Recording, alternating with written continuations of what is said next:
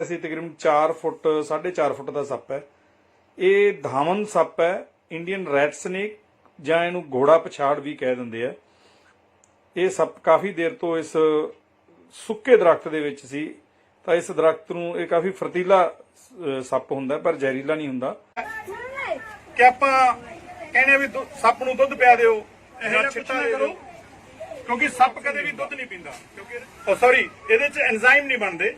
ਸੱਪ ਕਦੇ ਵੀ ਦੁੱਧ ਨਹੀਂ ਪੀਂਦਾ ਔਰ ਇਹਦਾ ਜਿਹੜਾ ਜ਼ਹਿਰ ਹੈ ਨਿਊਰੋਟੌਕਸਿਕ ਹੁੰਦਾ ਹੈ, ਜਿਹੜਾ ਕਿ ਸੱਪ ਦੇ ਕਦੇ ਵੀ ਕੰਨ ਨਹੀਂ ਹੁੰਦੇ। ਕਈ ਲੋਕ ਕਹਿੰਦੇ ਵੀ ਬੀਨ ਵਜਾ ਕੇ ਨਿਕਲ ਆਉਂਦਾ ਜਾਂ ਕੁਝ ਵੀ। ਤਾਂ ਮੈਂ ਤੁਹਾਨੂੰ ਸਾਰਿਆਂ ਨੂੰ ਇਹੀ ਬੇਨਤੀ ਕਰਦਾ ਇਸ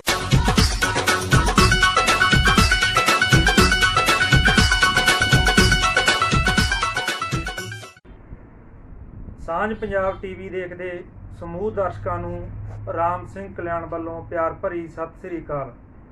ਦੋਸਤੋ, ਜਿਵੇਂ ਤੁਹਾਨੂੰ ਪਤਾ ਹੀ ਹੈ ਕਿ ਅਸੀਂ ਸਮੇਂ-ਸਮੇਂ ਤੇ ਹਰ ਫੀਲਡ ਦੀਆਂ ਸ਼ਖਸੀਅਤਾਂ ਨਾਲ ਮਿਲਾਉਂਦੇ ਹਾਂ, ਜੋ ਜਾਂ ਰਾਜਨੀਤਿਕ ਕਿਸਾਨੀ ਮੁੱਦਿਆਂ ਤੇ ਜਾਂ ਕੋਈ ਸਮਾਜਿਕ ਮੁੱਦਿਆਂ ਤੇ ਜਾਂ ਕੋਈ ਜੀਵ ਰੱਖਿਆ ਦੇ ਮੁੱਦਿਆਂ ਤੇ ਕੰਮ ਕਰਦੇ ਆ। ਸੋ ਅੱਜ ਅਸੀਂ ਪਹੁੰਚੇ ਹਾਂ ਬਠਿੰਡਾ ਦੇ ਸਹਿਯੋਗ ਸੰਸਥਾ ਦੇ ਦਫ਼ਤਰ ਵਿਖੇ, ਜਿੱਥੇ ਆਪਣੇ ਨਾਲ ਗੁਰਵਿੰਦਰ ਸ਼ਰਮਾ ਜੀ ਆਪਾਂ ਨੂੰ ਉਹਨਾਂ ਦੀ ਸੰਸਥਾ ਵੱਲੋਂ ਜਿਹੜੀਆਂ ਜੀਵ ਰੱਖਿਆ ਦੀਆਂ ਜਿਵੇਂ ਸਨੇਕ ਸੱਪ ਹੋਏ, ਗੋਹ ਹੋਈ ਤੇ ਹੋਰ ਜੀਵ ਜੰਤੂ ਹੋਏ, ਉਹਨਾਂ ਦੇ ਕਿਵੇਂ ਇਲਾਜ ਕੀਤੇ ਜਾਂਦੇ ਆ, ਉਹਨਾਂ ਤੋਂ ਕਿਵੇਂ ਟ੍ਰੀਟਮੈਂਟ ਕਰਦੇ ਆ। ਇਸ ਤੋਂ ਇਲਾਵਾ ਉਹ ਕਿਵੇਂ ਸਮਾਜ ਵਿੱਚ ਮਰੀਜ਼ਾਂ ਦੀ, ਲੋੜਵੰਦ ਗਰੀਬਾਂ ਦੀ ਜਾਂ ਲੋੜਵੰਦ ਬੱਚਿਆਂ ਦੀ ਉਹ ਸੇਵਾ ਕਰਦੇ ਆ। ਆਓ ਆਪਾਂ ਮਿਲਦੇ ਹਾਂ ਗੁਰਵਿੰਦਰ ਸ਼ਰਮਾ ਜੀ, ਸਹਿਯੋਗ ਸੰਸਥਾ ਬਠਿੰਡਾ ਦੇ ਨਾਲ। ਪਹਿਲਾਂ ਆਪਣੇ ਨਾਲ ਉਹ ਜਾਣ ਪਛਾਣ ਕਰਨਗੇ ਤੇ ਫਿਰ ਆਪਾਂ ਨੂੰ ਉਹ ਆਪਣੀ ਸੰਸਥਾ ਦੇ ਕੰਮਾਂ ਬਾਰੇ ਦੱਸਣਗੇ। ਜੀ ਆਇਆਂ ਜੀ ਬਾਈ ਜੀ। ਸਤਿ ਸ੍ਰੀ ਅਕਾਲ ਜੀ ਬਾਈ ਜੀ, ਤੁਹਾਡੇ ਸਾਰੇ ਚੈਨਲ ਦੇ ਦਰਸ਼ਕਾਂ ਨੂੰ ਤੇ ਤੁਹਾਨੂੰ ਸਾਰਿਆਂ ਨੂੰ ਮੇਰੇ ਵੱਲੋਂ ਸਤਿ ਸ੍ਰੀ ਅਕਾਲ।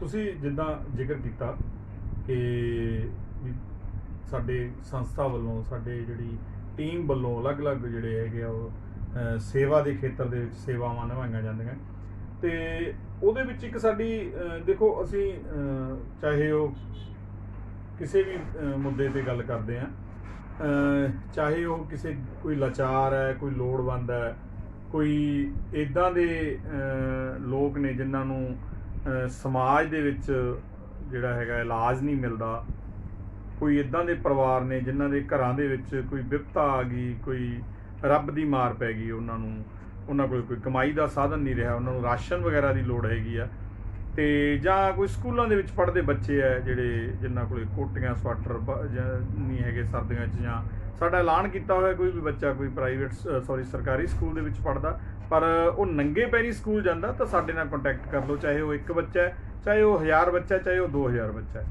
ਤੇ ਇਸ ਤੋਂ ਬਾਅਦ ਤੁਸੀਂ ਜਿੱਦਾਂ ਕਿਹਾ ਕਿ ਸਾਡਾ ਇੱਕ ਸੇਵਾ ਦਾ ਖੇਤਰ ਹੋਰ ਹੈ, ਜਿਹਦੇ ਵਿੱਚ ਅਸੀਂ ਲੋਕਾਂ ਦੇ ਘਰਾਂ ਦੇ ਵਿੱਚ ਜਿਹੜੇ ਕੋਈ ਵੀ ਜੰਗਲੀ ਜ਼ਹਿਰੀਲੇ ਜੀਵ ਹੈ, ਉਹ ਆਮ ਕਰਕੇ ਸੱਪ ਹੋ ਸਕਦਾ ਹੈ, ਗੋਹ ਹੋ ਸਕਦੀ ਹੈ, ਇੱਦਾਂ ਦੇ ਜੀਵ ਆਮ ਹੀ ਜਿਹੜੇ ਜੂਨ ਤੋਂ ਲੈ ਕੇ ਇਹ ਨਵੰਬਰ ਤੱਕ ਦਾ, ਅਕਤੂਬਰ ਤੱਕ ਦੇ ਮਹੀਨੇ ਤੱਕ ਇਹ ਜੀਵ ਹੈ ਜਿਹੜੇ ਧਰਤੀ 'ਚੋਂ ਬਾਹਰ ਆ ਕੇ ਲੋਕਾਂ ਦੇ ਘਰਾਂ 'ਚ ਆ ਜਾਂਦੇ ਨੇ। ਤਾਂ ਉਹਨਾਂ ਨੂੰ ਲੋਕ ਹੈ ਜਿਹੜੇ ਅੱਜ ਕੱਲ੍ਹ ਜਾਗਰੂਕ ਹੋ ਗਏ, ਕਿਉਂਕਿ ਅਸੀਂ ਸੁਨੇਹਾ ਦਿੰਦੇ ਹਾਂ ਕਿ ਤੁਸੀਂ ਕਦੇ ਵੀ ਇੱਦਾਂ ਦੇ ਜੀਵ ਹੈ ਜਿਹੜੇ ਸੱਪ ਹੈ, ਕੋਈ ਗੋਹ ਹੈ, ਇਹਨੂੰ ਮਾਰੋ ਨਾ। ਇਹ ਕੁਦਰਤੀ ਜੀਵ ਨੇ, ਇਹਨਾਂ ਦਾ ਵੀ ਜਿਉਣ ਦਾ ਹੱਕ ਹੈ। ਤਾਂ ਇਹਨਾਂ ਜੀਵਾਂ ਨੂੰ ਘਰਾਂ ਦੇ ਵਿੱਚ ਆ ਜਾਂਦੇ, ਜਦੋਂ ਇਹਨਾਂ ਨੂੰ ਅਸੀਂ ਫੜ ਕੇ ਇਹਨਾਂ ਨੂੰ ਸੁਰੱਖਿਅਤ ਢੰਗ ਦੇ ਨਾਲ ਰੈਸਕਿਊ ਕਰਕੇ ਜਿਹੜਾ ਹੈਗਾ ਉਹ ਖੁੱਲ੍ਹੇ ਕੁਦਰਤੀ ਵਾਤਾਵਰਨ, ਆਬਾਦੀ ਤੋਂ ਦੂਰ ਜਿਹੜਾ ਇਹਨਾਂ ਦਾ ਪ੍ਰਕਿਰਤਿਕ ਵਾਤਾਵਰਨ ਹੈ, ਉਹਦੇ ਵਿੱਚ ਸਾਡੀ ਟੀਮ ਵੱਲੋਂ ਇਹਨਾਂ ਨੂੰ ਛੱਡਿਆ ਜਾਂਦਾ। ਤੇ ਇਹ ਇੱਦਾਂ ਦੀ ਸੇਵਾਵਾਂ ਜਿਹੜੀਆਂ ਬਠਿੰਡੇ ਦੇ ਆਸ-ਪਾਸ ਦੇ ਖੇਤਰ 'ਚ ਨਿਭਾਈਆਂ ਜਾਂਦੀਆਂ।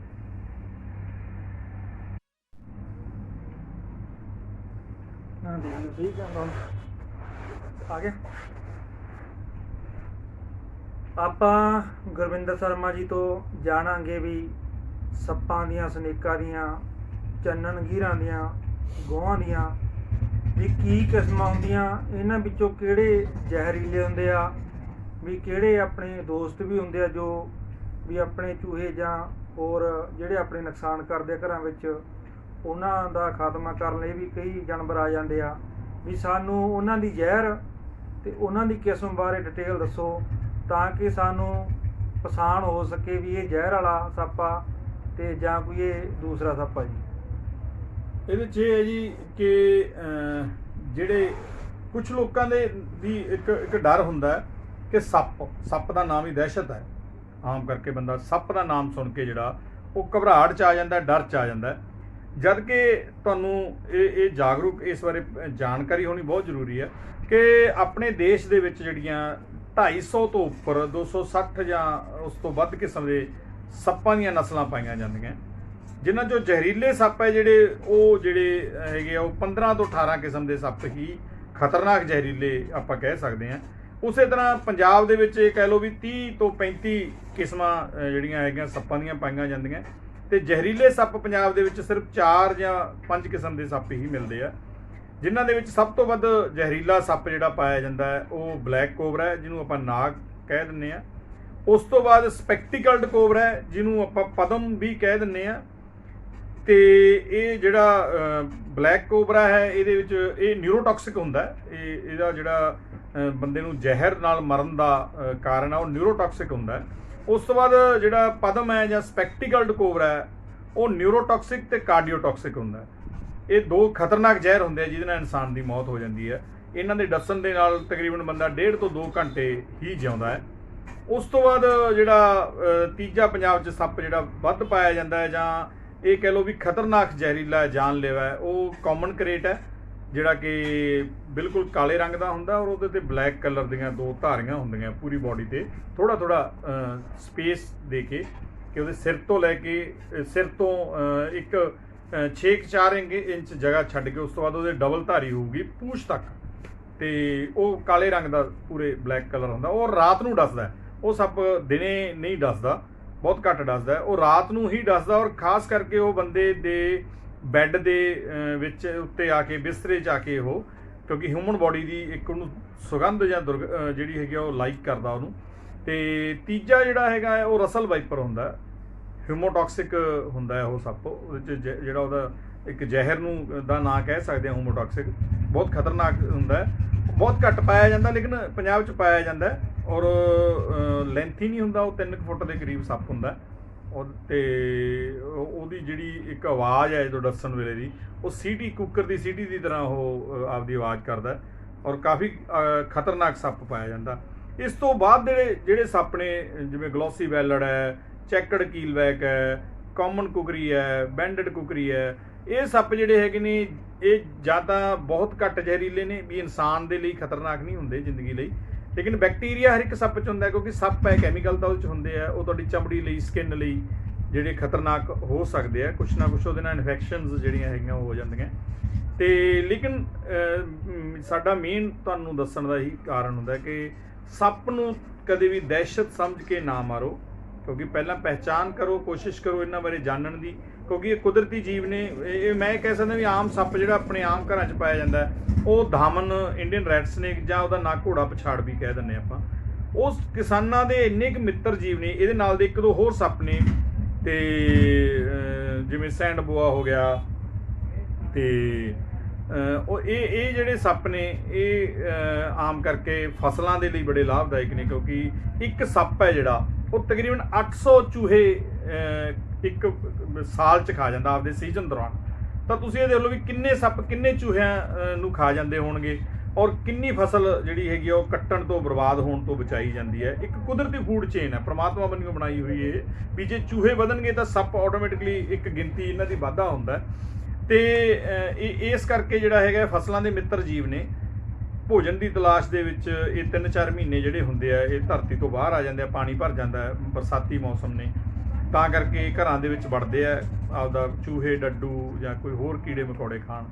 ਤਾਂ ਇਸ ਕਰਕੇ ਸਾਡੀ ਬੇਨਤੀ ਹੈ ਵੀ ਇਹਨਾਂ ਨੂੰ ਮਾਰੋ ਨਾ, ਕੋਸ਼ਿਸ਼ ਕਰੋ ਵੀ ਕੋਈ ਵੀ ਸਨੇਕ ਰੈਸਕਿਊਅਰ ਹੈਗਾ, ਕੋਈ ਸੱਪ ਫੜਨ ਵਾਲਾ ਕੋਈ ਇੱਦਾਂ ਸੇਵਾ ਕਰਦਾ ਤਾਂ ਉਹਨੂੰ ਕਹਿ ਕੇ ਇਹਦਾ ਜਿਹੜਾ ਤੁਸੀਂ ਰੈਸਕਿਊ ਕਰਵਾ ਸਕਦੇ।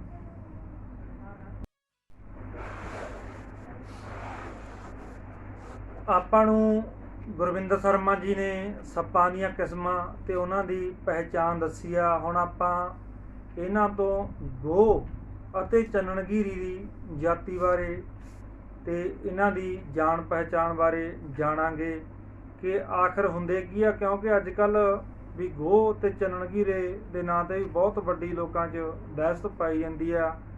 ਤੇ ਆਓ ਆਪਾਂ ਇਹਨਾਂ ਤੋਂ ਜਾਣਾਂਗੇ ਗੋਹ ਤੇ ਚੰਨਣ ਘੀਰੇ ਦੀ ਪਹਿਚਾਣ ਤੇ ਉਹਨਾਂ ਦੇ ਆਪਣੇ ਲਈ ਨਫੇ ਤੇ ਨੁਕਸਾਨ। ਜੀ, ਜਿਸ ਤਰ੍ਹਾਂ ਮੈਂ ਤੁਹਾਨੂੰ ਸੱਪ ਬਾਰੇ ਦੱਸਿਆ, ਉਸੇ ਤਰੀਕੇ ਨਾਲ ਜਿਹੜਾ ਗੋਹ ਪ੍ਰਾਣੀ ਹੈ ਇਹ ਇੱਕ ਛਿਪਕਲੀ ਪ੍ਰਜਾਤੀ ਦਾ ਪ੍ਰਾਣੀ ਹੈ। ਇਹਨੂੰ ਮੋਨੀਟਰ ਲਿਜ਼ਰਡ ਕਿਹਾ ਜਾਂਦਾ ਹੈ ਔਰ ਇਹ ਭਾਰਤ ਵਿੱਚ 4 ਕਿਸਮ ਦੀਆਂ ਜਿਹੜੀਆਂ ਗੋਹ ਜਿਹੜੀਆਂ ਹੈਗੀਆਂ ਮੋਨੀਟਰ ਲਿਜ਼ਰਡਸ ਨੇ, ਇਹ 4 ਕਿਸਮ ਦੀਆਂ ਪਾਈਆਂ ਜਾਂਦੀਆਂ। ਜਿਹੜੀ ਸਭ ਤੋਂ ਵੱਧ ਹੈ ਉਹ ਬੰਗਾਲ ਮੋਨੀਟਰ ਲਿਜ਼ਰਡ ਹੈ, ਬੰਗਾਲ ਕਹਿ ਸਕਦੇ ਹਾਂ ਗੋਹ। ਉਸ ਤੋਂ ਬਾਅਦ ਨਾਈਲ ਮੋਨੀਟਰ ਲਿਜ਼ਰਡ, ਡਿਜ਼ਰਟ ਮੋਨੀਟਰ ਲਿਜ਼ਰਡ ਤੇ ਯੈਲੋ ਮੋਨੀਟਰ ਲਿਜ਼ਰਡ। ਸਭ ਤੋਂ ਵੱਧ ਜਿਹੜੀ ਉਹ ਬੰਗਾਲ ਮੋਨੀਟਰ ਲਿਜ਼ਰਡ ਆਮ ਹੀ ਆਪਣੇ ਖੇਤਾਂ 'ਚ ਘਰਾਂ 'ਚ ਆ ਜਾਂਦੀ ਹੈ, ਮਿਲਦੀ ਹੈ ਆਪਾਂ ਨੂੰ। ਲੇਕਿਨ ਇਹਦੇ ਬਾਰੇ ਵੀ ਗੱਲ ਉਹੀ ਹੈ ਕਿ ਬਹੁਤ ਵੱਡੀ ਇੱਕ ਲੋਕਾਂ ਦੇ ਵਿੱਚ ਦਹਿਸ਼ਤ ਹੈ, ਗਲਤਫਹਿਮੀ ਹੈ ਕਿ ਗੋਹ ਹੈ ਜਿਹੜੀ ਉਹ ਡੰਗਦੀ ਹੈ, ਡਸਦੀ ਹੈ, ਜ਼ਹਿਰੀਲੀ ਹੈ, ਜਦ ਕਿ ਇੰਡੀਆ ਦੇ ਵਿੱਚ, ਭਾਰਤ ਦੇ ਵਿੱਚ ਪਾਈਆਂ ਜਾਣ ਵਾਲੀਆਂ 4 ਕਿਸਮਾਂ ਹੀ ਜ਼ਹਿਰੀਲੀਆਂ ਨੇ। ਗੋਹ ਦੇ ਵਿੱਚ ਬਿਲਕੁਲ ਵੀ ਜ਼ਹਿਰ ਨਹੀਂ ਹੁੰਦੀ। ਹਾਂ, ਉਹਦੇ ਵਿੱਚ ਬੈਕਟੀਰੀਆ ਜ਼ਰੂਰ ਹੁੰਦਾ ਕਿਉਂਕਿ ਗਲਿਆ ਸੜਿਆ ਮਾਸ ਖਾਂਦੀ ਹੈ, ਚੂਹੇ, ਕੋਈ ਕੀੜੇ, ਕੋਈ ਡੱਡੂ, ਕੋਈ ਹੋਰ ਜੀਵ ਖਾ ਜਾਂਦੇ ਆ। ਇਹਨਾਂ ਦਾ ਭੋਜਨ ਇਹੋ ਜਿਹੇ ਜੀਵ ਨੇ, ਤਾਂ ਬੈਕਟੀਰੀਆ ਬਹੁਤ ਜ਼ਿਆਦਾ ਹੁੰਦਾ ਜਿਹੜਾ ਤੁਹਾਡੀ ਸਕਿਨ ਨੂੰ ਡੈਮੇਜ ਕਰ ਸਕਦਾ, ਤੁਹਾਡੀ ਸਕਿਨ ਨੂੰ ਖਰਾਬ ਕਰ ਸਕਦਾ। ਲੇਕਿਨ ਇੱਕ ਗੱਲ ਹੋਰ ਦੱਸ ਦੇਵਾਂ ਕਿ ਗੋਹ ਦੇ ਵਿੱਚ ਜਿਹੜਾ ਹੈਗਾ ਉਹ ਦੰਦ ਨਹੀਂ ਹੁੰਦੇ, ਬਿਲਕੁਲ ਵੀ ਦੰਦ ਨਹੀਂ ਹੁੰਦੇ। ਉਹਦੀ ਬਣਤਰ ਜ਼ਰੂਰ ਸੱਪ ਦੇ ਵਰਗੀ ਹੁੰਦੀ ਹੈ, ਉਹਦੀ ਜੀਭ ਵੀ ਦੋ ਜੀਭਾਂ ਕੱਢਦੀ ਹੁੰਦੀ ਹੈ ਉਹ। ਤੇ ਇੱਕ ਉਹਦੀ ਬੋਡੀ ਪਰਮਾਤਮਾ ਵੱਲੋਂ ਇਦਾਂ ਦੀ ਬਣੀ ਹੈ ਦੇਹ ਉਹਦੀ ਕਿ ਉਹ ਤੋਂ ਲੋਕ ਡਰਦੇ ਨੇ, ਪਰ ਲੇਕਿਨ ਉਹਦੇ ਦੰਦ ਨਹੀਂ ਹੁੰਦੇ। ਦੰਦਾਂ ਵਰਗੀ ਇੱਕ ਬਣਤਰ ਜ਼ਰੂਰ ਹੁੰਦੀ ਹੈ ਮਾਸ ਨੂੰ ਤੋੜਨ ਵਾਸਤੇ, ਅਦਰਵਾਈਜ਼ ਤਾਂ ਉਹ ਇੱਕ ਆਪਦੇ ਜਵਾੜੇ ਨਾਲ ਹੀ ਮਾਸ ਨੂੰ ਚਬਦੀ ਹੈ ਤੇ ਸਿੱਧਾ ਨਿਗਲ ਲੈਂਦੀ ਹੈ ਆਪਦੇ ਸ਼ਿਕਾਰ ਨੂੰ। ਤੇ ਉਸ ਤੋਂ ਬਾਅਦ ਇੱਕ ਬਹੁਤ ਵੱਡੀ ਆਪਣੇ ਲੋਕਾਂ ਦੇ ਵਿੱਚ ਇੱਕ ਵਹਿਮ ਦੰਦ ਕਥਾ ਹੈ ਚੰਨਣ ਘੀਰਾ, ਚੰਨਣ ਗਹੀਰੀ। ਜਦ ਕਿ ਚੰਨਣ ਗਹੀਰਾ ਜਾਂ ਗਹੀਰੀ ਨਾਮ ਦਾ ਕੋਈ ਵੀ ਜੀਵ ਹੁੰਦਾ ਹੀ ਨਹੀਂ। ਅਸਲ 'ਚ ਕੀ ਹੈ ਕਿ ਆਪਾਂ ਖਾਸ ਕਰ ਮਾਲਵੇ ਦੇ ਵਿੱਚ ਜਾਂ ਪੰਜਾਬ ਦੇ ਵਿੱਚ ਹੀ ਆਪਾਂ ਨੇ ਇੱਕ ਚੰਨਣ ਘੀਰਾ ਨੂੰ ਐਡਾ ਕੁ ਦਹਿਸ਼ਤ ਵਾਲਾ ਬਣਾਤਾ ਕਿ ਲੋਕਾਂ ਨੇ ਇਸ ਪ੍ਰਜਾਤੀ ਨੂੰ ਖਤਮ ਕਰਤਾ। ਇਹ ਗੋਹ ਦੀ ਪ੍ਰਜਾਤੀ ਹੈ ਇੱਕ, ਕਿਉਂਕਿ ਜਦੋਂ ਜਿਹੜਾ ਵੀ ਬੇਬੀ ਮੋਨੀਟਰ ਲਿਜ਼ਰਡ ਹੁੰਦਾ ਹੈ, ਕਿਸੇ ਵੀ ਗੋਹ ਦਾ ਬੱਚਾ, ਖਾਸ ਕਰਕੇ ਡਿਜ਼ਰਟ ਤੇ ਨਾਈਲ, ਇਹ 2 ਜਿਹੜੇ ਪ੍ਰਾਣੀ ਨੇ, ਇਹਨਾਂ ਨੂੰ ਚੰਨਣ ਘੀਰੇ ਦਾ ਨਾਮ ਦਿੱਤਾ ਗਿਆ ਕਿਉਂਕਿ ਇਹ ਛੋਟੇ ਹੁੰਦੇ ਨੇ ਤਾਂ ਇਹਨਾਂ 'ਚ ਫੁਰਤੀ ਜ਼ਿਆਦਾ ਹੁੰਦੀ ਹੈ, ਇਹ ਜੰਪ ਕਰਦੇ ਨੇ ਔਰ ਭੱਜਣ 'ਚ ਸਪੀਡੀ ਹੁੰਦੇ ਨੇ ਤੇ ਤੇਜ਼ ਹੁੰਦੇ ਨੇ। ਗੋਹ ਜਦੋਂ ਹੈਵੀ ਹੋ ਜਾਂਦੀ ਆ ਉਹ ਝੂਲ ਕੇ ਤੁਰਦੀ ਆ, ਇੱਦਾਂ ਮੂਵ ਕਰਦੀ ਆ। ਪਰ ਜਿਹਨੂੰ ਚੰਨਣ ਘੀਰਾ ਕਹਿੰਦੇ ਹੋ, ਐਕਚੁਅਲੀ ਉਹ ਬੇਬੀ ਮੋਨੀਟਰ ਲਿਜ਼ਰਡ ਹੈ, ਗੋਹ ਦਾ ਇੱਕ ਛੋਟਾ ਰੂਪ ਬੱਚਾ, ਇੱਕ ਡਿਜ਼ਰਟ ਦੀ ਪ੍ਰਜਾਤੀ ਹੈ ਇਹ ਵੀ ਬਿਲਕੁਲ ਜ਼ਹਿਰੀਲੀ ਨਹੀਂ ਹੁੰਦੀ। ਲੇਕਿਨ ਦੰਦ ਕਥਾਵਾਂ ਦੇ ਕਾਰਨ ਲੋਕਾਂ ਨੇ ਇਹਨੂੰ ਧੜਾ ਧੜ ਮਾਰਨਾ ਸ਼ੁਰੂ ਕਰਤਾ ਔਰ ਇਹ ਪ੍ਰਜਾਤੀ ਇਸ ਟਾਈਮ ਭਾਰਤ ਵਿੱਚ ਅਲੋਪ ਹੋਣ ਦੀਆਂ ਸ਼੍ਰੇਣੀਆਂ ਦੇ ਵਿੱਚ ਸ਼ਾਮਲ ਹੈ। ਔਰ ਜਿਹੜੀ ਹੈਗੀ ਹੈ ਇਹ ਤਾਂ ਬਿਲਕੁਲ ਵੀ ਨਹੀਂ ਮਿਲਦੀ ਡਿਜ਼ਰਟ ਤਾਂ। ਪਿੱਛੇ ਜੇ ਸਾਡੇ ਮਿੱਤਰ ਹੈ ਖੁਸ਼ੀ ਮੁਹੰਮਦ ਜੀ ਡੱਬਵਾਲੀ ਤੋਂ, ਉਹਨਾਂ ਨੇ ਇਸ ਅਲੋਪ ਹੋਈ ਪ੍ਰਜਾਤੀ ਦੇ 1 ਜਾਂ 2 ਜੀਵ ਰੈਸਕਿਊ ਕਰਕੇ ਕੁਦਰਤੀ ਵਾਤਾਵਰਨ 'ਚ ਛੱਡੇ ਨੇ। ਤੇ ਜੇਕਰ ਇਹ ਮਿਲਣ ਲੱਗ ਗਈ ਹੈ ਤਾਂ ਬਹੁਤ ਵਧੀਆ ਗੱਲ ਹੈ ਕਿ ਇਹ ਪ੍ਰਜਾਤੀ ਵਾਪਸ ਆ ਰਹੀ ਹੈ। ਲੇਕਿਨ ਮੈਂ ਦੱਸ ਦੇਵਾਂ ਕਿ ਲੋਕਾਂ ਦੀ ਇਹ ਵਹਿਮ ਹੈ ਕਿ ਚੰਨਣ ਘੀਰੀ ਹੁੰਦੀ ਹੈ, ਜੇ ਹੁੰਦੀ ਵੀ ਹੈ ਤਾਂ ਉਹ ਜ਼ਹਿਰੀਲੀ ਬਣਾਈ ਗਈ ਹੈ, ਜ਼ਹਿਰੀਲੀ ਨਹੀਂ ਹੁੰਦੀ। ਕਿਉਂਕਿ ਜੇਕਰ ਸੱਪਾਂ ਦੇ ਵਿੱਚ ਨਿਊਰੋਟੌਕਸਿਕ, ਕਾਰਡੀਓਟੌਕਸਿਕ ਤੇ ਹੋਮੋਟੌਕਸਿਕ ਜ਼ਹਿਰ ਪਾਏ ਜਾਂਦੇ ਨੇ ਤਾਂ ਉਹ 3 ਜ਼ਹਿਰਾਂ ਦੇ ਵਿੱਚੋਂ ਕੋਈ ਵੀ ਜ਼ਹਿਰ ਹੈ ਜਿਹੜਾ ਉਹ ਛਿਪਕਲੀ ਪ੍ਰਜਾਤੀ 'ਚ, ਮੋਨੀਟਰ ਲਿਜ਼ਰਡ 'ਚ, ਗੋਹ 'ਚ ਨਹੀਂ ਪਾਇਆ ਜਾਂਦਾ। ਜਦੋਂ ਉਹ ਜ਼ਹਿਰ ਨਹੀਂ ਇਹਨਾਂ ਵਿੱਚ ਪਾਇਆ ਜਾਂਦਾ ਤਾਂ ਫਿਰ ਇਹ ਜ਼ਹਿਰੀਲੀ ਕਿਵੇਂ ਹੋ ਸਕਦੀ ਹੈ, ਘਾਤਕ ਜਾਂ ਜਾਨਲੇਵਾ ਕਿਵੇਂ ਹੋ ਸਕਦੀ ਹੈ। ਜੀ, ਇਹ ਬਹੁਤ ਵੱਡੀ ਇੱਕ ਵਹਿਮ ਹੈ ਔਰ ਇਸ ਤੋਂ ਲੋਕਾਂ ਨੂੰ ਜਾਗਰੂਕ ਹੋਣ ਦੀ ਲੋੜ ਹੈ।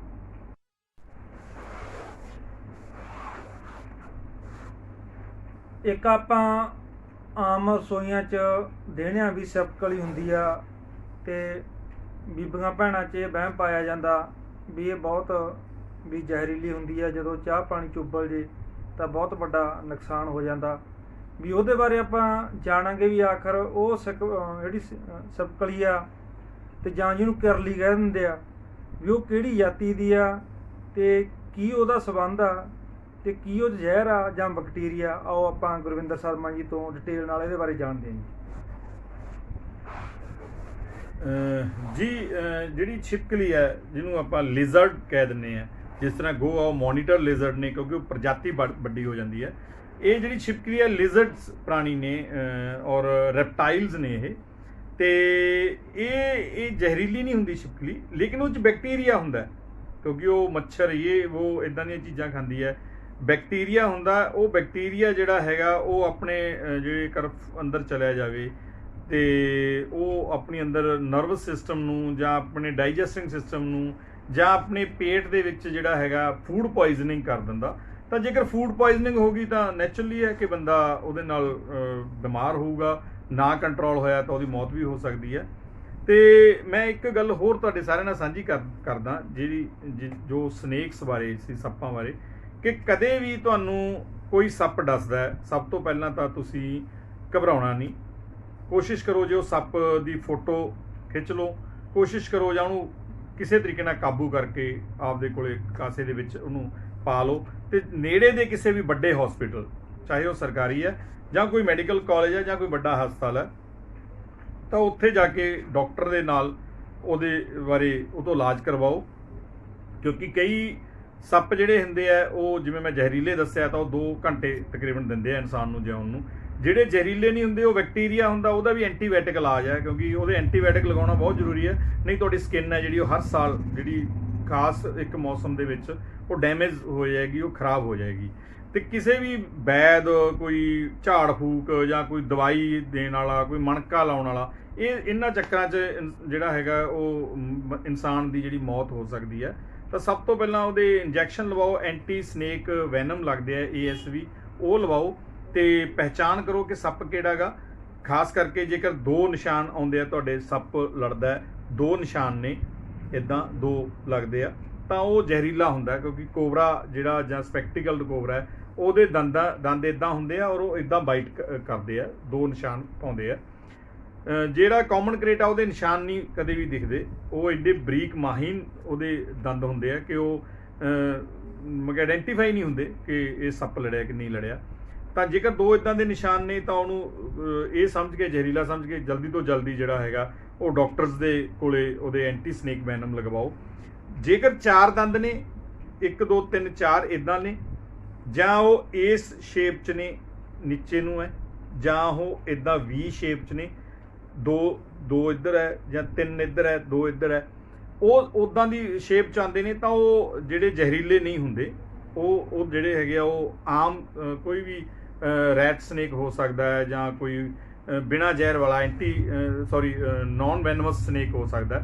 ਜੇ ਨਾਨ ਵੈਨਮਸ ਸਨੇਕ ਹੈ ਤਾਂ ਵੀ ਐਂਟੀਬਾਇਓਟਿਕ ਜ਼ਰੂਰ ਲਵਾਓ, ਕਿਸੇ ਝਾੜ ਫੂਕ ਦੇ ਚੱਕਰ 'ਚ ਨਾ ਪਾਓ।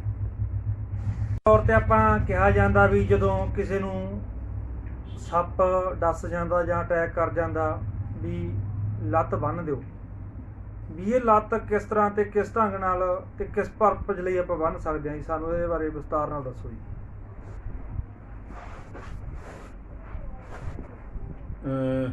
ਜੀ ਬਿਲਕੁਲ, ਇੱਕ ਇਹ ਫਸਟ ਏਡ ਹੁੰਦੀ ਹੈ ਕਿ ਜਦੋਂ ਵੀ ਸੱਪ ਲੜਦਾ ਹੈ ਤਾਂ ਉਹਦੇ ਸੱਪ ਜ਼ਿਆਦਾਤਰ ਜਾਂ ਤਾਂ ਪੈਰ ਤੇ ਲੜੇਗਾ ਜਾਂ ਤੁਹਾਡੇ ਹੱਥ ਤੇ ਲੜੇਗਾ।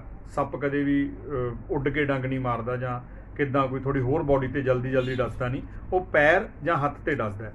ਜੇਕਰ ਉਹ ਪੈਰ ਤੇ ਡਸਦਾ ਤਾਂ ਪੱਟ ਨੂੰ ਬੰਨਣਾ ਹੈ, ਪੱਟ ਦੇ ਕੋਲੋਂ।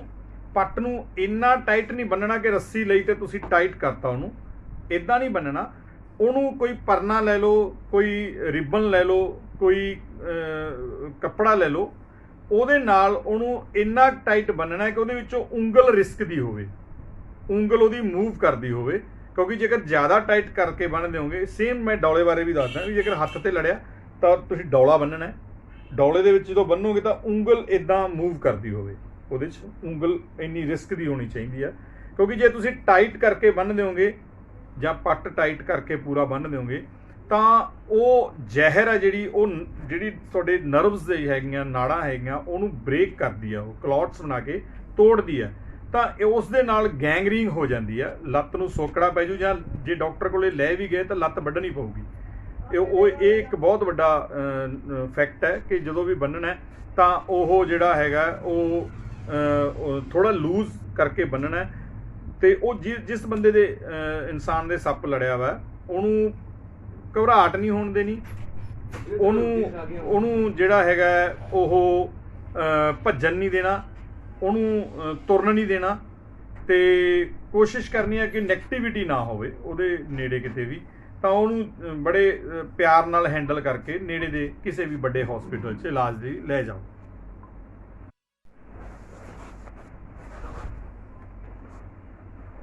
ਹੁਣ ਆਪਾਂ ਜਾਣਦੇ ਹਾਂ ਵੀ ਕਈ ਵਾਰੀ ਆਪਾਂ ਪਿੰਡਾਂ 'ਚ ਬੈਠੇ ਹਾਂ, ਸ਼ਹਿਰਾਂ ਤੋਂ ਦੂਰ ਹਾਂ, ਵੀ ਆਪਾਂ ਨੂੰ ਆਉਣ 'ਚ ਵੀ ਅੱਧਾ ਘੰਟਾ ਪੌਣਾ ਘੰਟਾ ਤੇ ਘੰਟਾ ਲੱਗ ਜਾਂਦਾ। ਉਸ ਟਾਈਮ 'ਚ ਕੋਈ ਆਪਣੀ ਘਰੇਲੂ ਵਰਤੋਂ ਜਾਂ ਘਰੇਲੂ ਤੌਰ 'ਤੇ ਆਪਾਂ ਦਵਾਈ ਰੱਖ ਸਕਦੇ ਹੋਗੇ ਜਿਹੜੀ ਇਸ ਮੌਕੇ ਦਿੱਤੀ ਜਾ ਸਕਦੀ ਹੋਵੇ, ਤੇ ਕੀ ਉਸ ਦਵਾਈ ਦੇ ਸਾਈਡ ਇਫੈਕਟ ਹੁੰਦੇ ਆ ਜਾਂ ਨਹੀਂ ਹੁੰਦੇ? ਜੇ ਕਈ ਵਾਰੀ ਸੱਪ ਨਾ ਦੱਸਿਆ ਹੋਵੇ, ਕਿਹਾ ਜਾਂਦਾ ਕਿ ਉਹ ਦਵਾਈ ਦੇ ਦਿੱਤੀ ਜਾਵੇ ਕੋਈ ਇਸ ਤਰ੍ਹਾਂ ਦੀ, ਤੇ ਬੰਦੇ ਦੀ ਉਸ ਜ਼ਹਿਰ ਨਾਲ ਮੌਤ ਹੋ ਜਾਂਦੀ ਆ, ਤੇ ਆਪਾਂ ਉਸ ਕਿਸੇ ਦਵਾਈ ਬਾਰੇ ਜਾਣਾਂਗੇ ਜਿਹੜੀ ਆਪਾਂ ਘਰੇਲੂ ਤੌਰ 'ਤੇ ਰੱਖ ਕੇ ਤੇ ਮੁੱਢਲੇ ਤੌਰ 'ਤੇ ਉਹਨੂੰ ਵਰਤ ਸਕਦੇ ਹਾਂ। ਜੀ ਬਿਲਕੁਲ, ਉਹਦੇ 'ਚ ਇਹ ਹੈ ਕਿ ਸਭ ਤੋਂ ਪਹਿਲਾਂ ਤਾਂ ਫਸਟ ਏਡ ਦਿਓ, ਜਿਹੜੀ ਮੈਂ ਦੱਸੀ ਸੀ ਕਿ ਉਹਦੇ ਬੰਨ੍ਹ ਲਓ ਉਹਦੀ ਜਾਂ ਪੱਟ ਜਾਂ ਬਾਂਹ, ਕਿਉਂਕਿ ਉਹਦੇ ਨਾਲ ਤੁਹਾਨੂੰ ਆਪਾਂ ਬਲੱਡ ਦਾ ਸਰਕਲ ਸਲੋ ਹੋ ਕਰਨਾ ਗਾ। ਬਲੱਡ ਦਾ ਸਰਕਲ ਸਲੋ ਹੋ ਗਿਆ ਤਾਂ ਜਿੱਥੇ 1.5-2 ਘੰਟੇ ਮਿਲਦੇ ਆ ਇੱਕ ਮਰੀਜ਼ ਦੀ ਜਾਨ ਬਚਾਉਣ ਲਈ, ਤਾਂ ਉਹ ਥੋੜ੍ਹਾ ਜਿਹਾ ਟਾਈਮ ਐਕਸਟੈਂਡ ਘੰਟਾ ਹੋਰ ਜ਼ਿਆਦਾ ਮਿਲ ਸਕਦਾ। ਦੂਜੀ ਗੱਲ, ਘਰੇਲੂ ਕੋਈ ਦਵਾਈ ਕਈ ਲੋਕ ਕਹਿੰਦੇ ਆ ਵੀ ਉਹ ਨਸ਼ਾਦਰ ਵਗੈਰਾ ਦੱਸਦੇ ਆ, ਤਾਂ ਮੈਂ ਕਦੇ ਵੀ ਉੱਦਾਂ ਦੀ ਵਹਿਮ 'ਚ ਨਹੀਂ ਪਾਊਂਗਾ। ਮੈਂ ਤਾਂ ਹਮੇਸ਼ਾ ਹੀ ਕਹੂੰਗਾ ਕਿ ਤੁਸੀਂ ਵਹਿਮਾਂ ਭਰਮਾਂ ਦੇ ਚੱਕਰ 'ਚ ਜਾਂ ਝਾੜ ਫੂਸ ਦੇ ਨਾਲੋਂ ਚੰਗਾ ਕਿ ਉਹਨੂੰ ਜਲਦੀ ਤੋਂ ਜਲਦੀ ਕਿਸੇ ਅੱਛੇ ਹਸਪੀਟਲ ਦੇ ਵਿੱਚ ਜਿੱਥੇ ASB anti snake venom available ਹੋਵੇ ਉਹ, ਜਾਂ ਉਹਦੇ ਲਈ ਇਹ ਹੈ ਵੀ ਆਇਡੈਂਟੀਫਾਈ ਕਰ ਲਓ ਕਿ ਸੱਪ ਕਿਹੜਾ, ਜਿਵੇਂ ਤੁਹਾਨੂੰ 2 ਨਿਸ਼ਾਨ ਦੱਸੇ ਜਾਂ 4 ਨਿਸ਼ਾਨ ਹੈ। ਫਿਰ ਇੱਕ ਇਹ ਹੈ ਵੀ ਜੇਕਰ ਤੁਹਾਨੂੰ ਫਿਰ ਵੀ ਇਹ ਹੈ ਵੀ ਸੱਪ ਨੇ ਦੱਸਿਆ ਤਾਂ ਤੁਸੀਂ ਉਹਦੇ ਲਈ ਉਹਨੂੰ ਇੱਕ ਵਾਰੀ ਜਿਹੜੀ ਨਿੰਮ ਦੇ ਪੱਤੇ ਖਵਾ ਕੇ ਦੇਖੋ, ਜੇ ਕਾਲੀਆਂ ਮਿਰਚਾਂ ਖਵਾ ਕੇ ਦੇਖੋ। ਜੇਕਰ ਤਾਂ ਉਹ ਮਿਠਾਸ 'ਚ ਲੱਗ ਰਹੇ ਨੇ, ਵੀ ਉਹਦਾ ਮੂੰਹ ਕੜਵਾਪਨ ਨਹੀਂ ਆ ਰਿਹਾ, ਮਿੱਠਾ ਲੱਗ ਰਿਹਾ, ਤਾਂ 100% ਉਹ ਜ਼ਹਿਰੀਲਾ ਸੱਪ ਹੈ, ਉਹਨੂੰ ਉਹਦੇ ਲੜਿਆ। ਉਸ ਤੋਂ ਬਾਅਦ ਇੱਕ ਆਮ ਹੀ ਹੋਮੋਪੈਥਿਕ ਦੀ ਬੜੀ ਸਸਤੀ ਜੀ ਦਵਾਈ ਹੈ 70-80 ਰੁਪਏ ਦੀ, ਨਾਜ਼ਾ ਜਿਹੜੀ ਆਉਂਦੀ ਹੈ 200, ਤੇ ਉਹ ਕਾਫੀ ਕਾਰਗਰ ਹੈ। ਮੁੱਢਲੇ ਤੌਰ 'ਤੇ ਉਹ ਦਿੱਤੀ ਜਾ ਸਕਦੀ ਹੈ, ਲੇਕਿਨ ਉਹ 'ਤੇ ਮੈਂ ਨਹੀਂ ਕਹਿੰਦਾ ਕਿ ਪੂਰਾ ਡਿਪੈਂਡ ਹੋ, ਕਿਉਂਕਿ ਪਹਿਲਾਂ ਕਿਸੇ ਵੀ ਡਾਕਟਰ ਤੋਂ ਇਸ ਬਾਰੇ ਜ਼ਰੂਰ ਸਲਾਹ ਲੈ ਲਓ। ਉਹਦੀ ਲੈਣ ਦੀ ਵਿਧੀ ਹੈ ਕਿ 3 ਬੂੰਦਾਂ 10-10 ਮਿੰਟ ਬਾਅਦ, ਫਿਰ ਉਸ ਤੋਂ ਬਾਅਦ 5 ਮਿੰਟ ਬਾਅਦ ਦੇਣੀਆਂ, ਤੇ ਉਹ ਵੀ ਇੱਕ ਲੋਕ ਆਮ ਵਰਤਦੇ ਨੇ। ਔਰ ਹੋਮੋਪੈਥਿਕ ਹੈ, ਉਹਦਾ ਹੋਮੋਪੈਥਿਕ ਕਾਰਨ ਉਹਦਾ ਜਿਹੜਾ ਸਾਈਡ ਇਫੈਕਟ ਵੀ ਨਹੀਂ ਹੈਗਾ ਇੰਨਾ। ਤੇ ਕੋਸ਼ਿਸ਼ ਇਹੀ ਕਰੋ ਕਿ ਸੱਪ ਆਇਡੈਂਟੀਫਾਈ ਕਰੋ ਤੇ ਕਿਸੇ ਚੰਗੇ ਹਸਪੀਟਲ ਦੇ ਵਿੱਚ ਐਂਟੀ ਸਨੇਕ ਵੈਨਮ ਹੈ ਜਿਹੜਾ ਉਹੀ ਲਗਵਾਓ। ਇੱਕ ਜਿਸ ਤਰ੍ਹਾਂ ਰਾਮ ਸਿੰਘ ਜੀ ਨੇ ਗੱਲ ਕੀਤੀ ਕਿ ਪਦਮ ਤੇ ਕੋਬਰੇ ਬਾਰੇ ਪਹਿਚਾਣ ਦੇ ਵਿੱਚ ਕੀ ਫਰਕ ਹੈ। ਇਹ ਸੱਪ ਜਿਹੜੇ ਇੰਡੀਆ ਦੇ ਵਿੱਚ ਜੇਕਰ ਸਭ ਤੋਂ ਵੱਧ ਮੌਤਾਂ ਹੁੰਦੀਆਂ ਤਾਂ ਕੋਬਰੇ ਦੇ ਡਸਣ ਨਾਲ ਹੁੰਦੀਆਂ। ਕੋਬਰਾ ਪਹਿਲਾ ਸੱਪ ਹੈ ਜਿਹੜਾ ਆਮ ਜ਼ਿਆਦਾ ਪਾਇਆ ਜਾਂਦਾ, ਜਿਹਦੇ ਵਿੱਚ ਜਿਹਦਾ ਡਸਣ ਦੇ ਨਾਲ ਮੌਤ ਹੋਣ ਦਾ ਕਾਰਨ ਉਹ ਨਿਊਰੋਟੌਕਸਿਕ ਹੋਣਾ ਹੈ। ਉਹਦਾ ਜਿਹੜਾ ਹੁੰਦਾ ਉਹ ਸੱਪ ਨਿਊਰੋਟੌਕਸਿਕ ਜ਼ਹਿਰੀਲਾ ਹੁੰਦਾ। ਉਸ ਤੋਂ ਬਾਅਦ ਜਿਹੜਾ ਆਉਂਦਾ ਜੀ ਦੂਜੇ ਨੰਬਰ ਦਾ ਸੱਪ, ਉਹ ਆਉਂਦਾ ਜੀ ਪਦਮ, ਸਪੈਕਟੀਕਲਡ ਕੋਬਰਾ।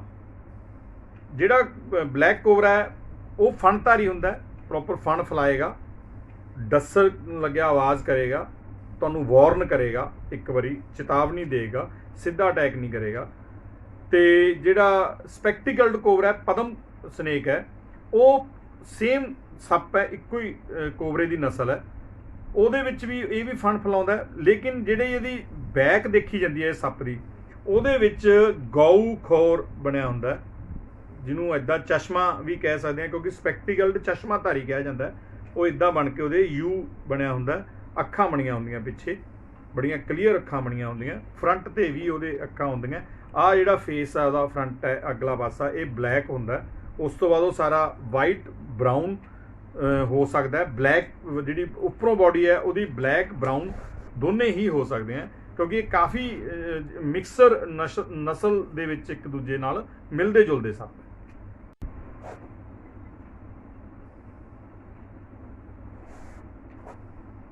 ਦਰਸ਼ਕੋ, ਇਸ ਤੋਂ ਇਲਾਵਾ ਗੁਰਵਿੰਦਰ ਸ਼ਰਮਾ ਜੀ ਇਸ ਕੁਦਰਤੀ ਜੀਵਾਂ ਦੇ ਨਾਲ ਨਾਲ ਸਮਾਜ ਸੇਵਾ ਦੇ ਕਾਰਜ ਵੀ ਕਰਦੇ ਆ।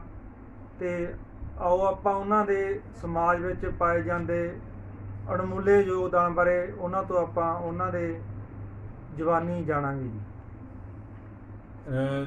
ਜੀ ਜਿਸ ਤਰ੍ਹਾਂ ਮੈਂ ਤੁਹਾਨੂੰ ਦੱਸਿਆ ਕਿ ਇਹ ਮਹੀਨਿਆਂ ਦੇ ਵਿੱਚ ਤਾਂ ਸਾਡੀ ਸੇਵਾ ਆਮ ਕਰਕੇ ਲੋਕਾਂ ਨੂੰ ਬਚਾਉਣ ਦੀ, ਜੀਵਾਂ ਨੂੰ ਬਚਾਉਣ ਦੀ ਹੁੰਦੀ ਹੈ।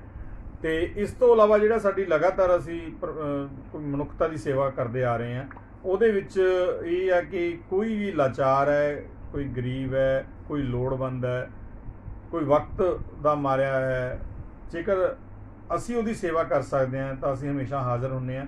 ਜਿਸ ਤਰ੍ਹਾਂ ਕਿ ਨਾਲ ਕਿ ਸੈਂਕੜੇ ਮਰੀਜ਼ਾਂ ਦਾ ਇਲਾਜ ਕਰਵਾ ਚੁੱਕੇ ਹਾਂ ਕਿ ਬੰਦਾ ਇਲਾਜ ਕਰਾਉਣ ਤੋਂ ਮੁਹਤਾਜ ਹੈ, ਉਹਦੀ ਮਜਬੂਰੀ ਹੈ, ਆਰਥਿਕ ਕਮਜ਼ੋਰੀ ਹੈ, ਤਾਂ ਉਹਨੂੰ ਹਸਪਤਾਲ ਦਾਖਲ ਕਰਾਇਆ ਜਾਂਦਾ ਹੈ। ਹਸਪਤਾਲ ਦਾਖਲ ਕਰਾ ਕੇ ਉਹਦੇ ਸਾਰਾ ਇਲਾਜ ਦਾ ਖਰਚਾ ਜਿਹੜਾ ਹੈਗਾ ਸਾਡੇ ਨਾਲ ਜੁੜੇ ਹੋਏ ਜਿਹੜੇ ਸਾਡੇ ਸੱਜਣ ਮਿੱਤਰ, ਜਿਹੜੇ ਦਾਨੀ ਭੈਣ ਭਰਾ ਹੈ, ਉਹ ਚੱਕਦੇ ਨੇ। ਉਸ ਤੋਂ ਇਲਾਵਾ ਕੋਈ ਇੱਦਾਂ ਦੇ ਪਰਿਵਾਰ ਨੇ ਜਿਨ੍ਹਾਂ ਦੇ ਵਿੱਚ ਕੋਈ ਦੁੱਖ ਤਕਲੀਫ, ਕੋਈ ਪ੍ਰੋਬਲਮਸ ਆ ਗਈਆਂ, ਉਹਨਾਂ ਨੂੰ ਹਰ ਸਾਲ ਜਿਹੜਾ ਹੈਗਾ 100 ਤੋਂ ਵੱਧ ਪਰਿਵਾਰ ਹੈ ਜਿਨ੍ਹਾਂ ਨੂੰ ਰਾਸ਼ਨ ਦੀ ਸੇਵਾ ਸਾਡੀ ਲਗਾਤਾਰ ਚੱਲਦੀ ਹੈ।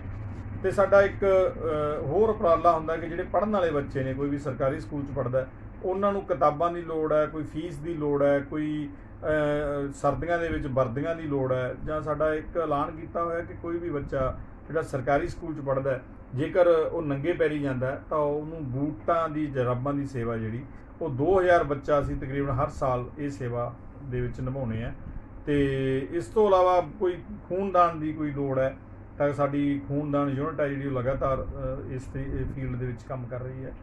ਤੇ ਸੋ ਇੱਕ ਮਾਨਵਤਾ ਦੀ ਸੇਵਾ ਦੇ ਵਿੱਚ ਜਿਹੜੇ ਇੱਦਾਂ ਦੇ ਛੋਟੇ ਮੋਟੇ ਯੋਗਦਾਨ ਆ ਜਿਹੜੇ ਉਹ ਸਾਡੇ ਵੱਲੋਂ ਚੱਲਦੇ ਰਹਿੰਦੇ ਆ ਜੀ। ਜਿਵੇਂ ਅੱਜ ਕੱਲ੍ਹ ਦੇ ਪਦਾਰਥਵਾਦੀ ਯੁੱਗ ਵਿੱਚ ਨਿਰਸਵਾਰਥ ਸੇਵਾ ਕਰਨਾ ਵੀ ਬਹੁਤ ਮਹਾਨ ਕਾਰਜ ਆ। ਸੋ ਆਪਾਂ ਗੁਰਵਿੰਦਰ ਸ਼ਰਮਾ ਜੀ ਤੋਂ ਇੱਕ ਸੰਦੇਸ਼ ਲਵਾਂਗੇ ਕਿ ਉਹ ਨੌਜਵਾਨਾਂ ਨੂੰ ਕੀ ਸੰਦੇਸ਼ ਦੇਣਾ ਚਾਹੁੰਦੇ ਆ ਕਿ ਅੱਜ ਦੇ ਪਦਾਰਥਵਾਦੀ ਅਤੇ ਪੈਸੇ ਦੀ ਦੌੜ ਵਿੱਚ ਰੁੱਝੇ ਹੋਏ ਇਨਸਾਨ ਨੂੰ ਕੀ ਸੁਨੇਹਾ ਦੇਣਾ ਚਾਹੁੰਗੇ? ਦੇਖੋ ਜੀ, ਮੈਂ ਤਾਂ ਇਹੀ ਸੁਨੇਹਾ ਦੇ ਸਕਦਾ, ਜੋ ਵੀ ਆਪਣਾ ਸਮਾਜ ਹੈ ਜਾਂ ਨੌਜਵਾਨ ਵਰਗ ਹੈ ਜਾਂ ਕੋਈ ਵੀ ਹੈ, ਕਿ ਦੇਖੋ ਮਨੁੱਖ ਆਪਦੇ ਲਈ ਤਾਂ ਕਮਾਉਂਦਾ ਹੈ, ਖਰਚਦਾ ਹੈ, ਜਿਉਂਦਾ ਹੈ, ਤਾਂ ਹੋ ਸਕੇ ਤਾਂ ਆਪਣੇ ਨੇੜੇ, ਮੈਂ ਨਹੀਂ ਕਹਿੰਦਾ ਕਿ ਮੇਰੇ ਨਾਲ ਸੇਵਾ ਕਰੋ ਜਾਂ ਕਿਸੇ ਹੋਰ ਭੈਣ ਭਰਾ ਨਾਲ ਸੇਵਾ ਕਰੋ, ਮੈਂ ਤਾਂ ਇਹ ਕਹਿਣਾ ਵੀ ਜੇਕਰ ਤੁਸੀਂ ਕੋਈ ਪ੍ਰਮਾਤਮਾ ਨੇ ਸੁੱਖ ਸਹੂਲਤ ਦਿੱਤੀ ਹੈ ਤੇ ਉਹ ਕਿਸੇ ਨਾਲ ਸਾਂਝੀ ਕਰ ਸਕਦੇ ਹੋ।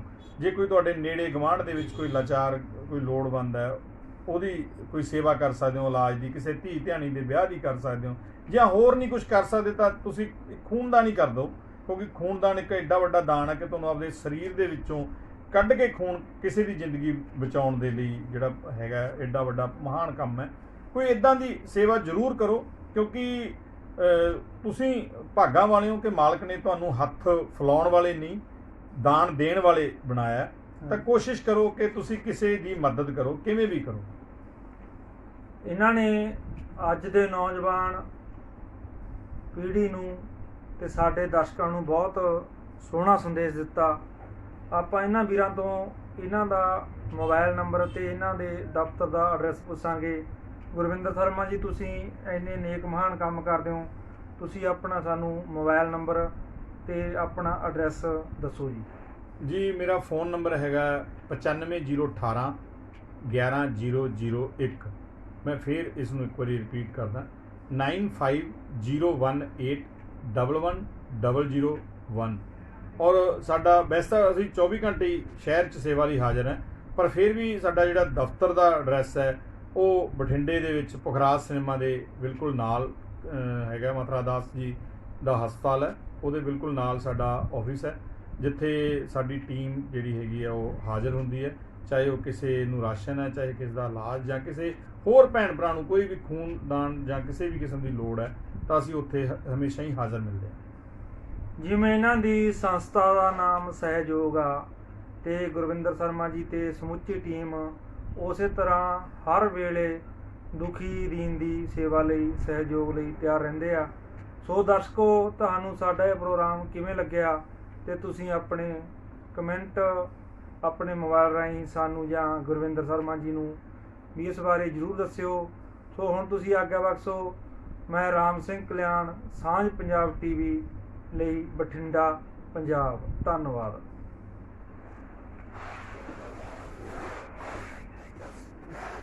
ਦੇਖੋਗੇ ਕੀ ਸੱਪ ਬੈਠਾ ਹੈ। ਜੀ ਜੀ ਜੀ। ਇੱਕ ਮਿੰਟ, ਮੈਂ ਦੂਰੀ ਵਾਰੀ ਸੁਣਨਾ ਚਾਹਣਾ। ਕਿੱਥੇ ਵੜ ਗਿਆ ਜੀ ਸੱਪ? ਬਈ ਆਪਣੇ ਰਸੋਈ ਦੇ ਵਿੱਚ ਸ਼ੰਕ ਜਿੱਥੇ ਭਾਂਡੇ ਧੋਨੇ ਆਪਾਂ। ਠੀਕ ਹੈ ਜੀ। ਉਹਦੇ ਥੱਲੇ ਨਾ ਮੋਰੀ ਹੈਗੀ, ਜੇ ਕੱਪ ਬੋਰਡ ਦੇ ਥੱਲੇ ਜਾਂਦੀ ਸੀ ਠੀਕ। ਮੋਰੀ ਬਣਾ ਕੀ ਕਹਿ ਸਕਦੇ ਆਪਾਂ। ਠੀਕ ਹੈ ਜੀ। ਤੇ ਉਹਦੇ ਵਿੱਚ ਵੜ ਗਿਆ ਇੱਕ ਵਾਰੀ ਤਾਂ ਉਹ। ਓਕੇ, ਕਿੱਡੀ ਕੁ ਲੈਂਥ ਸੀ ਸੱਪ ਦੀ ਜੀ? ਸੱਪ ਕਿੱਡਾ ਕੁ ਲੰਬਾ ਸੀ? ਸੱਪ ਜੀ ਆਪਣੀ ਬਾਂਹ ਜਿਹਾ ਲੰਬਾ ਸੀ, ਕਾਲਾ ਸੀਗਾ। ਕਾਲਾ ਸੀਗਾ। ਹਾਂਜੀ ਠੀਕ ਹੈ, ਮੈਂ ਦੇਖਦਾ, ਮੈਂ ਟੀਮ ਮੇਰੀ ਫੋਨ ਕਰਦਾ, ਉਹਨੂੰ ਬੁਲਾਉਣਾ ਹੈ। ਠੀਕ ਹੈ ਜੀ। ਤੇ ਤੁਸੀਂ ਇੱਕ ਵਾਰੀ ਇਦਾਂ ਕਰੋ ਵੀ ਕੋਸ਼ਿਸ਼ ਕਰੋ। ਇਹ ਹੈਗਾ ਜੀ ਸਕੈਡਲਡ, ਬੇਬੀ ਸਕੈਡਲਡ ਕੋਬਰਾ, ਜਿਹਨੂੰ ਕਾਲਾ ਕੋਬਰਾ ਕਿਹਾ ਜਾਂਦਾ ਹੈ।